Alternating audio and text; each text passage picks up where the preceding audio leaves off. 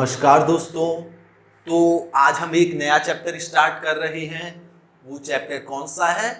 Time, speed and distance, समय, चाल और दूरी। तो इस चैप्टर को हम किस तरीके से कवर कर रहे होंगे? पहले हम इसके कॉन्सेप्ट्स पढ़ेंगे 2 या 3 क्लासेस में, जितनी भी लगेगी 2 या 3 में कवर हो जाएगा। उसके बाद इस पर बेस्ड जो भी क्वेश्चंस होते हैं वो सारे करेंगे। ठीक है, चलो स्टार्ट करते हैं। कौन सा चैप्टर है? मेरा टाइम, स्पीड एंड डिस्टेंस। इसी में हम ट्रेन्स जो होता है वो भी पढ़ेंगे, कोई अलग चैप्टर नहीं है ट्रेन्स। तो दोस्त, अगर मैं सीजीएल मेंस के कॉरस्पॉन्डिंग बात करूं तो इस चैप्टर से 4 क्वेश्चन आते हैं। मेनली 3 भी आ सकते हैं, 5 भी आ सकते हैं, वो कितने भी आ सकते हैं, लेकिन बेसिकली 4 क्वेश्चन आते हैं सीजीएल मेंस में। अब उन 4 में से 3 तो यहाँ से आ सकते हैं और एक हो सकता है बोट स्ट्रीम से आ जाए, या हो सकता है चारों यहीं से आ जाए। तो बोट एंड स्ट्रीम हम अलग डील कर रहे होंगे। चलो स्टार्ट करते हैं। Time, speed and distance. अब दोस्त, आपने कभी पढ़ा होगा कि हमारी फंडामेंटल यूनिट्स कितनी हैं? तो पढ़ा होगा आपने कि हमारी 7 फंडामेंटल यूनिट्स हैं। उन 7 फंडामेंटल यूनिट्स में से 2 फंडामेंटल यूनिट यदि आपको याद है तो कौन सी होती है? लेंथ एंड टाइम, समय और दूरी। और वो 2 हैं इसमें, टाइम एंड डिस्टेंस। लेंथ मतलब लंबाई, मतलब दूरी, मतलब डिस्टेंस।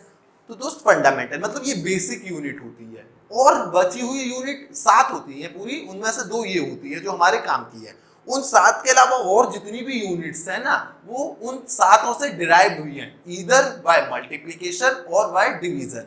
जैसे दोस्त डिस्टेंस है, डिस्टेंस मतलब वहां पर हम लेंथ बोलते थे, लेकिन डिस्टेंस और लेंथ एक ही बात है। जैसे डिस्टेंस है, इसकी यूनिट कहीं से ड्राइव हुई है क्या? नहीं। डिस्टेंस यूनिट ड्राइव हुई है मतलब किन्हीं 2 यूनिटों पर डिपेंड कर रही है क्या? नहीं। इसकी यूनिट किलोमीटर हो सकती है, मीटर हो सकती है, कहीं किसी पर डिपेंड कर रही है? नहीं। जैसा डिपेंड करना मतलब क्या हुआ? जैसे अभी देखेंगे दोस्त, टाइम है, टाइम की यूनिट मेरी आर हो सकती है, मिनट हो सकती है, सेकंड हो सकती है, किसी पर डिपेंड कर रही है? बिल्कुल नहीं। स्पीड, स्पीड की बात करूं, डेफिनेशन क्या है वो भी देखेंगे। तो स्पीड की यूनिट आपको पता होगी, स्पीड की यूनिट किलोमीटर पर आर। तो दोस्त ये एक तो किलोमीटर पर डिपेंड कर रही है, एक आर पर डिपेंड कर रही है। और मतलब ये क्या है? 2 चीज पर डिपेंड कर रही है, मतलब ये किसी से डिराइव हुई है। किलोमीटर किसकी यूनिट है? डिस्टेंस। आर किसकी है? टाइम, मतलब ये डिस्टेंस और टाइम से डिराइव हुई है। तो स्पीड मतलब स्पीड में क्या फंडामेंटल यूनिट नहीं है, डिराइव्ड यूनिट है जो डिराइव हुई है। और आप देखोगे कभी भी कोई यूनिट ऐसे तो नहीं लिखी जा सकती जैसे किलोमीटर पर आर, मतलब जो मेरी डिराइव्ड, यहाँ फिजिक्स नहीं पढ़ रहे, थोड़ी सी बात कर रहे हैं। जो डिराइव्ड यूनिट होती है वो या तो मल्टीप्लिकेशन के थ्रू डिराइव होती है या फिर डिवीजन के थ्रू। उसी तरीके से स्पीड कैसे हुई है? किलोमीटर पर आर मतलब डिवीजन के थ्रू। डिवीजन और मल्टीप्लिकेशन एक ही चीज होता है, पता है ना? चलो, जैसे दोस्त अब यहाँ पर ये समय, वो सॉरी डिस्टेंस, दूरी और टाइम, समय, तो इनके तो कोई डेफिनेशन नहीं देने वाला मैं। स्पीड की देखते हैं, क्योंकि स्पीड डिराइव हुई है, और ये जो टाइम और डिस्टेंस है ये बेसिक यूनिट है, फंडामेंटल है। स्पीड, स्पीड क्या है दोस्त? स्पीड होती है distance travelled, distance travelled in unit time, इकाई समय में चली गई दूरी। इकाई समय में मतलब जैसे हम समय की बात करें तो इकाई समय में मतलब 1 मिनट में कितनी दूरी चल रहा है, 1 आवर में कितनी दूरी चल रहा है, 1 सेकंड में कितनी दूरी चल रहा है। इकाई समय में, यूनिट कोई भी लो, मिनट, आवर, वो बात अलग है, लेकिन हम एक्सप्लेन कैसे करेंगे कि इकाई समय में, यूनिट टाइम में उसने कितने डिस्टेंस ट्रेवल किया, तो उसको हम क्या कहते हैं? स्पीड। कोई दिक्कत नहीं। अब इकाई समय में मतलब चलो वो देखेंगे। अब दोस्त स्पीड से यहां से मेरे तो ये तो बात समझ में आया, क्या होता है? डिस्टेंस ट्रेवल्ड अपॉन टाइम, ये होता है मेरा।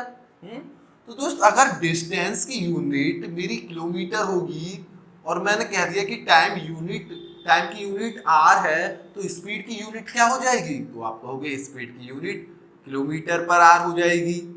इसी तरीके से यदि मैं डिस्टेंस की यूनिट को मीटर में कह दूं, टाइम को सेकंड में कह दूं, तो स्पीड की यूनिट क्या हो जाएगी, तो आप कहोगे मीटर पर सेकंड हो जाएगी।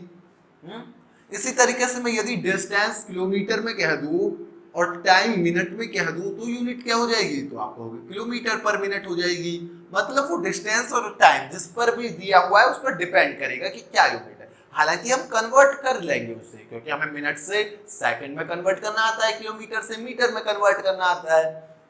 उसी तरीके से यदि ये कहे डिस्टेंस मीटर में है और टाइम मिनट में है, तो यूनिट क्या हो जाएगी, मीटर पर मिनट। कोई दिक्कत नहीं। क्या होती है speed, distance travelled in unit time.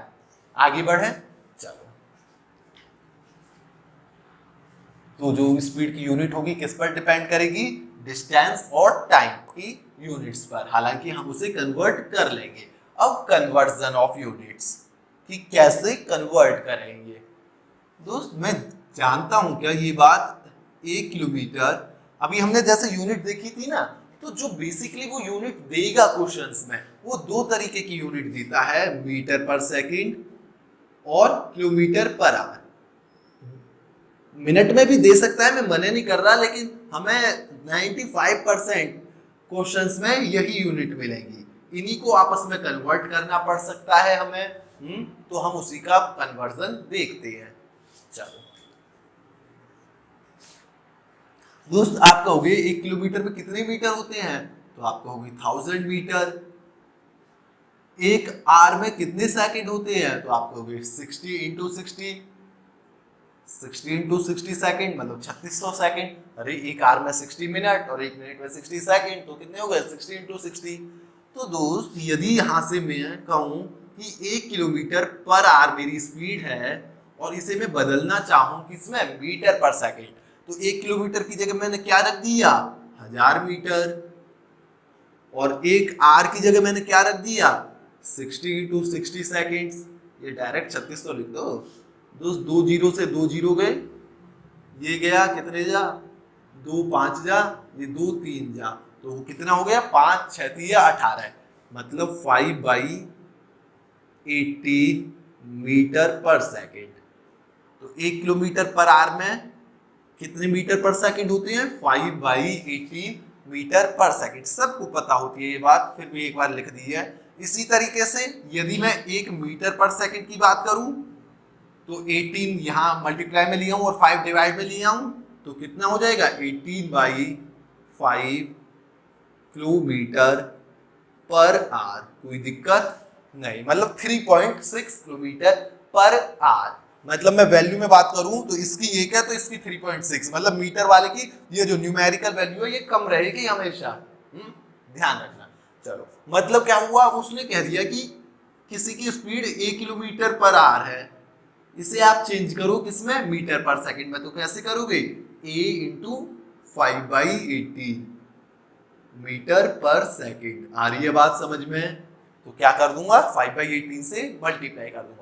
Metre per second दिया है, किलोमीटर पर आवर में बदलना है, तो 18/5 से मल्टीप्लाई कर दूंगा। कोई दिक्कत नहीं। चलो आगे बढ़े। यहां अभी मैंने देखा था कि 1 kilometre per hour is equal to कितना होता था, 1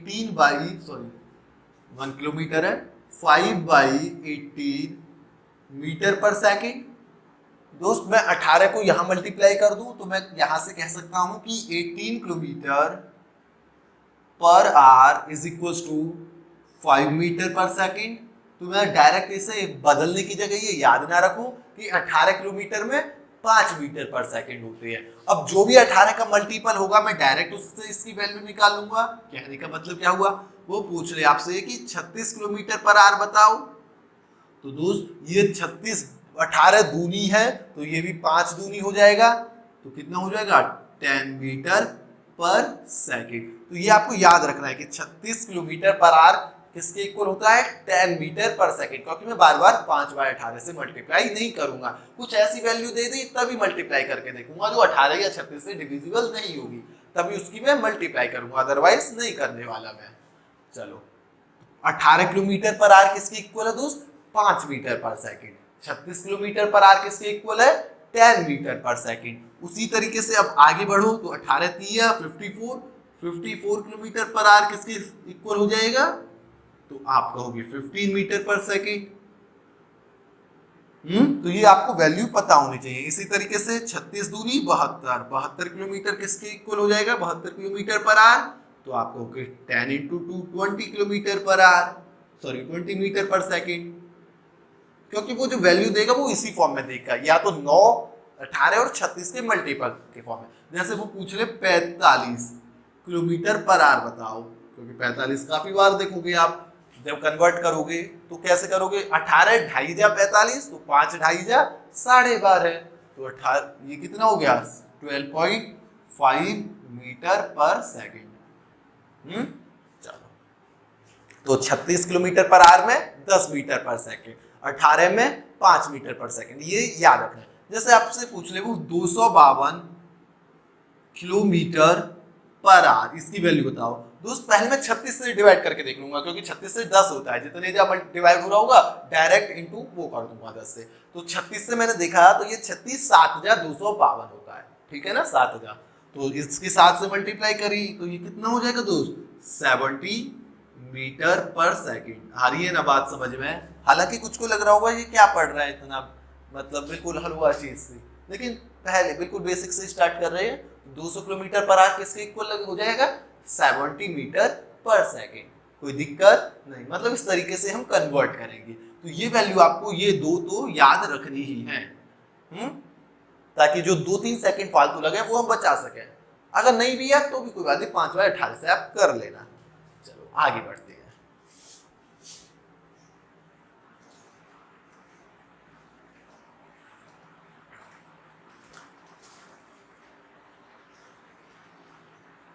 चलो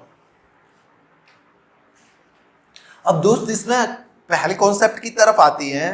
तो दोस्त रिलेशन बिटवीन, पहला क्वेश्चन है मतलब कॉन्सेप्ट है रिलेशन बिटवीन किसके बीच, speed and time when distance is constant, when distance is constant. 7-8 concept होंगे टोटल, 8-10 होंगे जितने भी है। तो रिलेशन किसके बीच, स्पीड और टाइम के बीच, जब डिस्टेंस क्या हो कांस्टेंट हो। दोस्त यहां से मैं जानता हूं कि अभी मैंने देखा था स्पीड क्या होता है डिस्टेंस बाई टाइम, ये देखा था। तो यहां से मैं ये बात भी कह सकता हूं, शुरुआत में देखी थी, ये याद रखना आप, डिस्टेंस इज इक्वल टू क्या हो जाएगा speed into time. Similarly time is equal to क्या हो जाएगा, ये मैंने शुरू में बताया नहीं, देखिए याद रखना आप, क्या हो जाएगा डिस्टेंस अपॉन स्पीड। ये 3 फॉर्मूले आप याद रख, 3 क्या एक ही है, उसी को इधर उधर करके 3 हो गए हैं। तो distance is equal to speed into time, speed is equal to distance by time, time is equal to distance over speed. चलो अब यहां कह दिया कि डिस्टेंस कांस्टेंट है, क्या कह दिया डिस्टेंस कांस्टेंट है। दोस्त डिस्टेंस कांस्टेंट है, इसे मैं कांस्टेंट कह दूं तो मेरा जो स्पीड है वो इनवर्सली प्रोपोर्शनल हो गया टाइम के। तो इनवर्सली प्रोपोर्शनल हो गया तो आपको पता होगा कि S1 बाई S2 इक्वल्स हो जाता है T2 बाई T1 के, ये पता है ना, इनवर्सली है, मतलब यहाँ S1 है तो दूसरी साइड में T1 नीचे आ जाएगा। कैसे दोस्त, इसका मतलब क्या है कि ST कांस्टेंट हो गया, अरे T इधर में ले गया तो मतलब ST क्या है कांस्टेंट हो गया कोई। दोस्त ST कांस्टेंट हो गया तो मैं यहां से कह सकता हूं S1 T1 equals to S2 T2। तो यहां से मैं कह सकता हूं S1 by S2 is equals to T2 by T1, कह सकता हूं। मतलब ये याद रखो कि यदि मेरे डिस्टेंस कांस्टेंट है तो स्पीड किसके टाइम के इनवर्सली प्रोपोर्शनल होता है। अब डिस्टेंस कांस्टेंट कैसे, जैसे उसमें दे रखा होगा क्वेश्चंस में कि कोई बंदा ए है, वो यदि इस स्पीड से चले तो इतनी डिस्टेंस, मतलब कुछ भी दे दिया कि कोई बंदा यहां से चलता है, वो डिस्टेंस कवर करता है किसी स्पीड से S1 से टाइम T1 में, और फिर उसी स्पीड को यदि वो उसी डिस्टेंस को S2 से चले तो वो टाइम T2 में कवर करता है। तो यहाँ से मैं क्या बता पाऊंगा कि यहाँ उसी डिस्टेंस की बात हो रही है, मतलब सेम डिस्टेंस की बात हो रही है, मतलब मेरा डिस्टेंस कांस्टेंट है। तो मैं क्या रिलेशन लगा दूंगा, speed is inversely proportional to time. हालांकि एक रिलेशन भी होता है जो हम बाद में पढ़ रहे होंगे, तो दोनों तरीके से क्वेश्चन हम सॉल्व करेंगे, इसलिए हम पहले पूरा कॉन्सेप्ट पढ़ रहे हैं उसके बाद क्वेश्चंस करेंगे, क्योंकि एक क्वेश्चन को हम दो तरीके से सॉल्व करके दिखेंगे जिन जिन में पॉसिबल होगा। तो यहाँ पर जस्ट जहां भी डिस्टेंस सेम दे रखा हो और स्पीड और टाइम के बारे में कुछ दे रखा होगा आपको, वो क्वेश्चन जब देखेंगे जब करेंगे जब देखना। तो जहां भी डिस्टेंस कांस्टेंट हो, मतलब सेम दे रखा हो, वहां पर क्या रिलेशन होगा, speed is inversely proportional to time. कोई दिक्कत नहीं, आगे बढ़े। चलो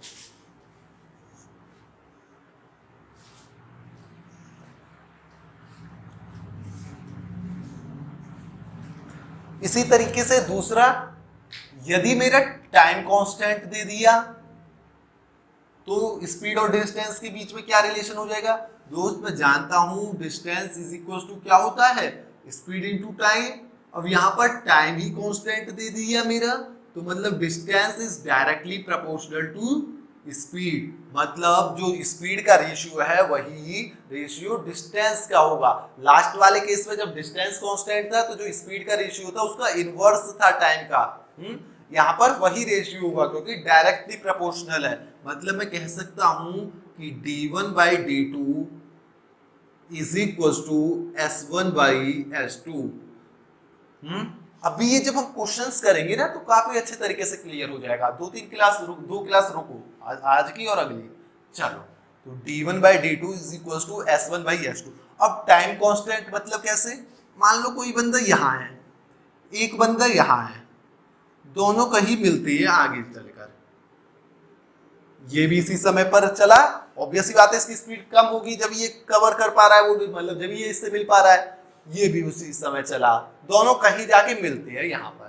तो दोस्त समय तो दोनों में क्या हुआ, दोनों ने सेम लिया, ऑब्वियस बात है इसकी स्पीड ज्यादा होगी, इसकी कम होगी, और इसने फिर ज्यादा स्पीड है तो डिस्टेंस भी ज्यादा ही ट्रेवल किया होगा। तो उस केस में यहाँ पर दोनों ने समय सेम लिया, मतलब समय कांस्टेंट हो गया दोनों के लिए। या फिर एक बंदा कोई यहाँ है, एक बंदा कोई यहाँ है, दोनों यहाँ की मिलती है।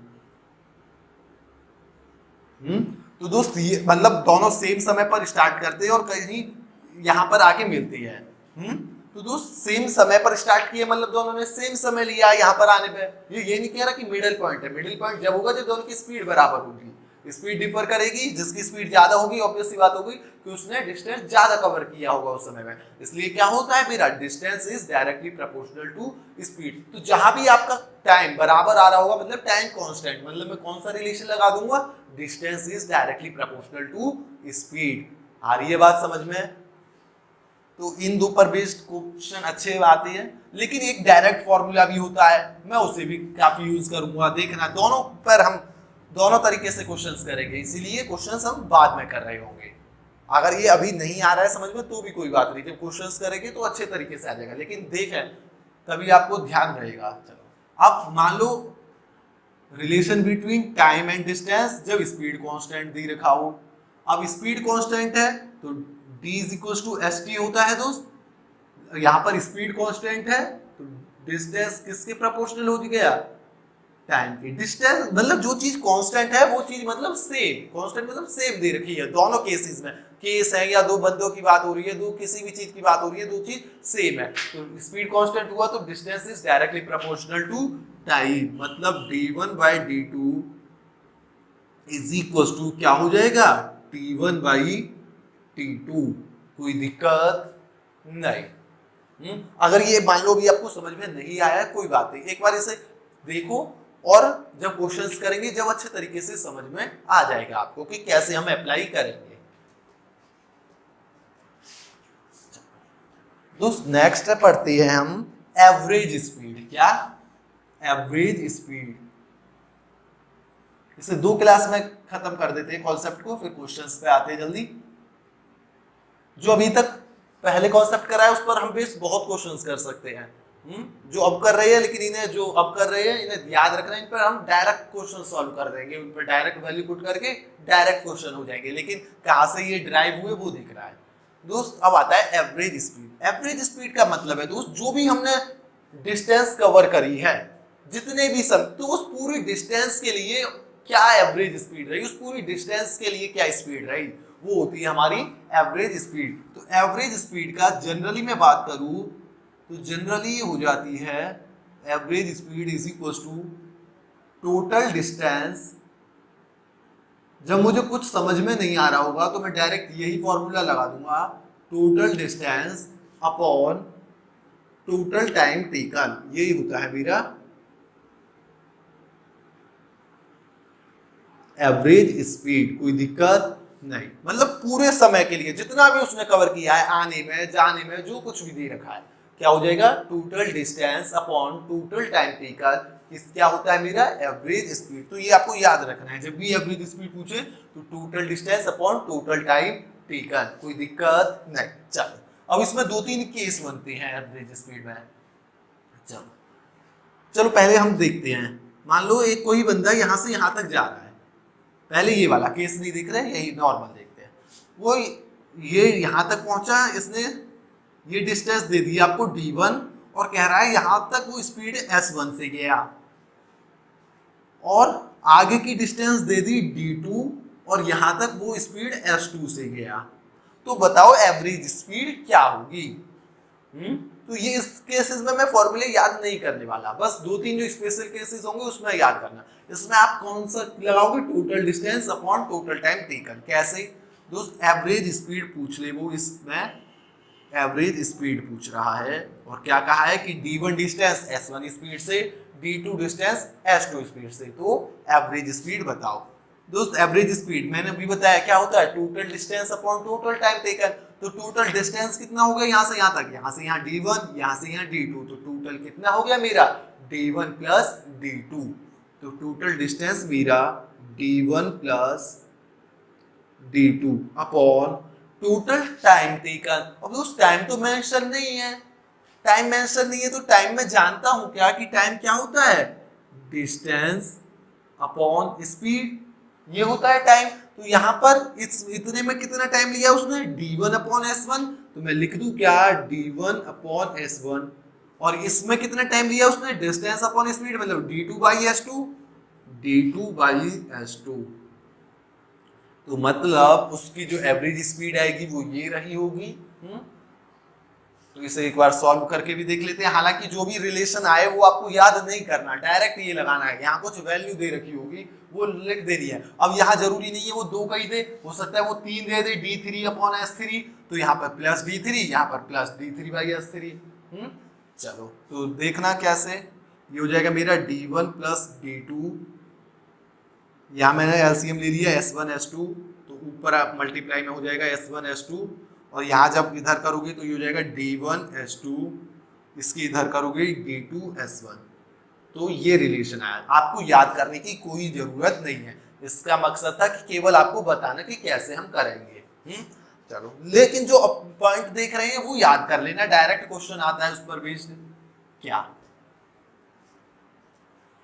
दोस्त क्वेश्चन है, मतलब क्वेश्चन नहीं, अगला पॉइंट है इसी में एवरेज स्पीड में, कि एक बंदा यहां से यहां तक गया, कोई भी डिस्टेंस है, इसने आधी डिस्टेंस कवर करी s1 स्पीड से। मैंने क्या बोला, आधी स्पीड, और अगली आधी, सॉरी स्पीड नहीं, आधा डिस्टेंस कवर किया s1 स्पीड से, और नेक्स्ट हाफ डिस्टेंस कवर किया s2 स्पीड से। मतलब अब दोनों केसेस में जो डिस्टेंस कवर किए गए हैं वो बराबर हैं।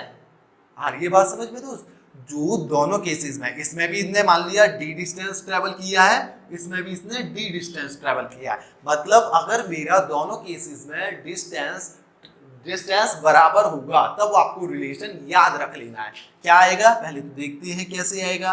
तो मेरी एवरेज स्पीड क्या हो जाएगी, तो आप कहोगे एवरेज स्पीड हो जाएगी टोटल डिस्टेंस। टोटल डिस्टेंस कितना है, मैंने अगर इसे d कह दिया तो d प्लस d, तो 2d अपॉन यहां तक कितना टाइम लगेगा, तो आप कहोगे d बाई s1, इस पे कितना टाइम लगेगा, तो आप कहोगे d बाई s2। तो दोस्त यहां से एलसीएम लो, ये हो गया 2d, इसमें से मैंने d कॉमन ले लिया तो अंदर बचेगा मेरा, एलसीएम लिया s1 s2 s1 plus s2, दोस्त डी से डी कैंसल, ये S1 S2 ऊपर आ जाएगा, तो एवरेज स्पीड क्या हो गई 2S1 S2 upon S1 plus S2। मतलब जब मेरा दो बराबर डिस्टेंस किसी स्पीड से चल रहा होगा, मैंने क्या कहा, दो बराबर डिस्टेंस किसी स्पीड से चल रहा होगा, तब एवरेज स्पीड क्या रहेगी 2S1 S2 upon S1 plus S2। अब दो बराबर डिस्टेंस नहीं बताएगा वो कितना है, वो कहेगा कि दो बराबर डिस्टेंस, या कहेगा कि आधा डिस्टेंस इस स्पीड से कवर किया, आधा इतने से, आधा और आधा मतलब बराबर ही तो हो गया दोस्त। या फिर वो कहेगा कि ये कोई जगह है A, ये कोई जगह है B, वो यहां से यहां तक जाता है x स्पीड से और वापस आता है y स्पीड से, तो बताओ उसकी ड्यूरिंग द होल जर्नी, मतलब आने और जाने में एवरेज स्पीड क्या रही। अब दोस्त जितना वो गया था और वहां से वहां तक ही वापस आ रहा है, मतलब बराबर ही डिस्टेंस तो हुआ। नहीं समझे दोस्त, कोई A से B तक जा रहा है, B से A तक आ रहा है, मतलब जाने में भी उतना ही डिस्टेंस ट्रेवल किया, स्पीड अलग थी, आने में ही। तो होल जर्नी के लिए मैं क्या एवरेज स्पीड बता सकता हूँ, डायरेक्ट बताऊंगा आपको इस फॉर्मूले से, इससे मतलब जो दो हाफ इक्वल डिस्टेंस बता रखे हो कि एक ये हाफ स्पीड से और ये हाफ स्पीड से, तो मेरी एवरेज स्पीड क्या होगी 2S1 S2 upon S1 plus S2। कोई दिक्कत तो नहीं ना। चलो, मतलब A से B तक जा रहा है, B से A तक जा रहा है, ड्यूरिंग होल जर्नी अगर वो एवरेज स्पीड पूछ ले तो क्या होगी 2S1 S2 upon S1 plus S2। ठीक है, किसी भी तरीके से दे दे, ये कह दे, कुछ भी कह दे, तो अब आप कर लोगे ये क्वेश्चन, कुछ नहीं निकालना, ये याद रखना है 2S1 S2 upon S1 plus S2। अब इसी तरीके से वो कह दे कि तीन इक्वल डिस्टेंस, ये भी उसने D कह दिया, स्पीड S3 कह दी। अब यहाँ आना जाना तो होगा नहीं, यहाँ तो तीन हो गए, मतलब वो कह रहा है कि तीन इक्वल डिस्टेंस, पहला S1 से कवर कर रहा है, दूसरा S2 से, तीसरा S3 से, तो आप इसकी क्या बताओ एवरेज स्पीड बताओ, ये हो सकता है। बस 2 और 3 के केसेस में याद रखना है, 4 के में पूछेगा नहीं, पूछ भी लिया तो हम डायरेक्ट निकाल देंगे इस ये लगा के, क्या टोटल डिस्टेंस है अपॉन क्या टोटल टाइम है। दोस्त एक बार इसकी देखें कितने आएगा, तो टोटल डिस्टेंस तो 3D हो जाएगी अगर मैं एक पार्ट को D कहूं। अब वो इस तरीके से भी कह सकता है कि हर एक तिहाई पार्ट उसने इस स्पीड से करा है, एक पहला S1 से, अगला एक तिहाई पार्ट S2 से और अगला एक S3 से, वो भी सेम बात है। मतलब तीन बराबर डिस्टेंस तीन डिफरेंट स्पीड से दे रखे हो, तो एवरेज स्पीड क्या होगी। तो दोस्त यहां से यहां तक का डिस्टेंस कितना हो गया 3D, और टोटल टाइम यहां से यहां तक D/S1, यहां से यहां तक D/S2 और यहां से यहां तक D/S3। कोई दिक्कत क्या नहीं। तो दोस्त ये हो जाएगा मेरा 3D अपॉन D कॉमन ले लिया मैंने, एलसीएम क्या हो जाएगा S1 S2 S3, S1 S2 S3, दिख गया होगा रिलेशन तो क्या आ रहा है। अब यहाँ S1 है तो ऊपर आ जाएगा S2 S3, यहाँ S2 है तो ऊपर आ जाएगा S1 S3, और यहाँ S3 है तो S1 S2।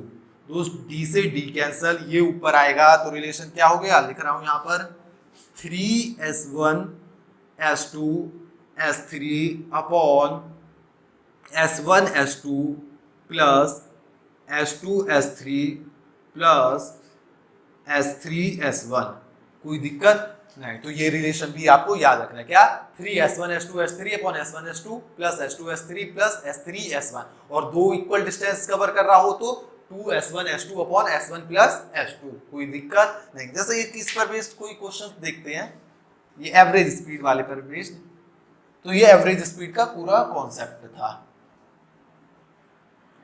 डायरेक्ट आपको क्या याद रखना है, total distance upon total time, लेकिन दो केसेस में याद रखना है क्या, अगर दो बराबर डिस्टेंस कवर कर रहा है तो 2S1 S2 upon S1 plus S2, तीन बराबर कर रहा है तो 3S1 S2 S3 upon S1 S2 plus S2 S3 plus S3 S1। एक और एक और पार्ट रह गया एवरेज स्पीड का, इसका वो देखते हैं। दोस्त कोई बंदा कह दिया कि यहां से यहां तक गया, और कह रहा है कि आधे समय के लिए, उसने आधा डिस्टेंस नहीं बोला जैसे लास्ट टू लास्ट केस में था कि आधे डिस्टेंस के लिए S1 स्पीड से, अगले आधे के लिए S2 से। यहां उसने बोला कि आधे समय के लिए वो S1 स्पीड से गया और अगले आधे समय के लिए वो s2 स्पीड से गया।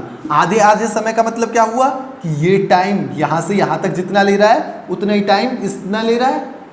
मतलब इस समय में s1 स्पीड से गया, इस समय में s2, और ये दोनों टाइम बराबर है, तब एवरेज स्पीड बता दी है आपको। बताओ तो इस केस में तो कुछ नहीं है, डायरेक्ट एवरेज स्पीड आप क्या करोगे, जब दो बराबर समय के लिए दे रखा हो s1 s2 अपॉन 2, क्या s1 plus s2 upon 2, s1 plus s2 upon 2। मत कैसे दोस्त, क्या होता है total distance upon total time. दोस्त जब इसने पहले t में कितना डिस्टेंस कवर रहा होगा, t s1 और दूसरे t टाइम में ts2 डिस्टेंस और टोटल टाइम कितना लिया है 2t। अरे total distance upon total time ही तो होता है एवरेज स्पीड। टोटल टाइम कितना लिया है 2t, तो दोस्त t से t कैंसल, तो कितना हो गया s1 प्लस s2 अपॉन 2। आई बात समझ में, कोई दिक्कत तो नहीं। चलो क्वेश्चंस जब करेंगे अगर ये आपको नहीं पता होगा तो वहां पर दिक्कत होगी, इसीलिए क्लास ये वाली पूरी देखनी है। चलो जैसे एक क्वेश्चन कह रहा है कि एक बंदा जाता है, उसने 1/3 डिस्टेंस कवर किया है, मान लो कुछ भी कह दो, मैं रैंडम नंबर ले रहा हूँ 10 की स्पीड से।